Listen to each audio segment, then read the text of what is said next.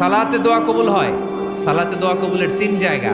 একটা হচ্ছে তাকবীরে তাহরিমার পরে আমরা সানা পড়ি না, আমরা তো একটা পড়ি, আল্লাহর হাবিব সুন্নাহ এবং নফল নামাজে আরো পড়তেন সানা, ওই দোয়া কবুল হয়। দুই নম্বর জায়গা সালাতে সেজদায় পড়ে দোয়া করলে কবুল হয়।